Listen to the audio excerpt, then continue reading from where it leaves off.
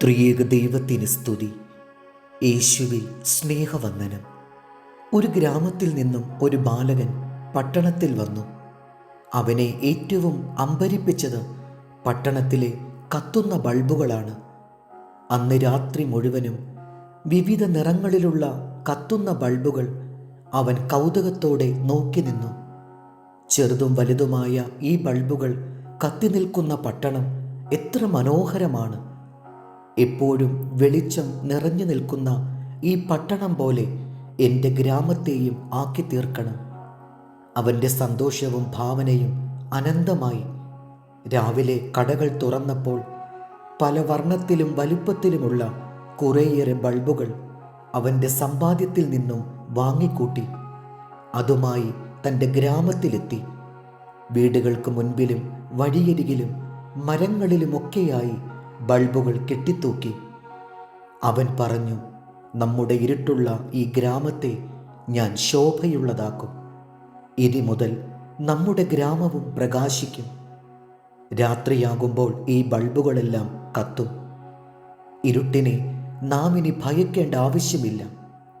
സൂര്യൻ അസ്തമിച്ചു, രാത്രിയായി. ബൾബുകളൊന്നും കത്തിയില്ല. അവൻ്റെ പ്രതീക്ഷകളെല്ലാം തകർന്നു. വീണ്ടും അന്ധകാരം വന്നിരിക്കുന്നു. വൈദ്യുതി കടത്തിവിടാതെ ബൾബുകൾ പ്രകാശിക്കില്ലെന്ന് നമുക്കറിയാം. അതുപോലെ ഒരു യാഥാർത്ഥ്യമാണ് ദൈവത്തെ പിരിഞ്ഞ് നമുക്കൊന്നും ചെയ്യുവാൻ കഴിയില്ല എന്നുള്ളതും.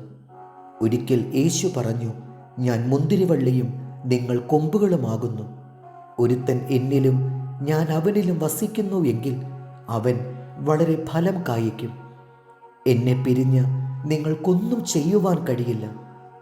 നമുക്കെന്തെല്ലാം കഴിവുകളുണ്ടെങ്കിലും സ്വാധീനവും ശക്തിയും ഉള്ളവരായാൽ തന്നെയും അതിൻ്റെ പ്രയോജനം ഫലത്തിൽ ലഭിക്കണമെങ്കിൽ കർത്താവിൻ്റെ സഹായം ആവശ്യമാണ്. ദൈവത്തെ പിരിഞ്ഞ് നന്മ പ്രാപിപ്പാൻ കഴിയുന്നതല്ല.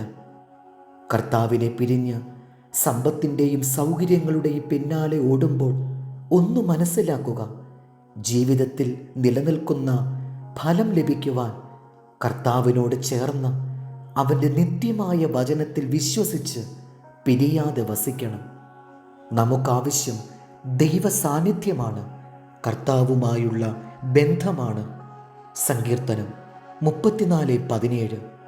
നീതിമാന്മാർ നിലവിളിച്ചു, യഹോവ കേട്ടു, സകല കഷ്ടങ്ങളിൽ നിന്നും അവരെ വിടുവിച്ചു. ഹൃദയം നുറുങ്ങിയവർക്ക് യഹോവ സമീപസ്ഥൻ, മനസ്സു തകർന്നവരെ അവൻ രക്ഷിക്കുന്നു.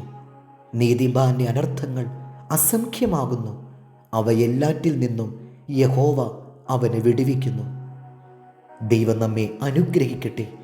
കർത്താവിൽ എളിയ ശുശ്രൂഷകൻ ഈരാളിലച്ച്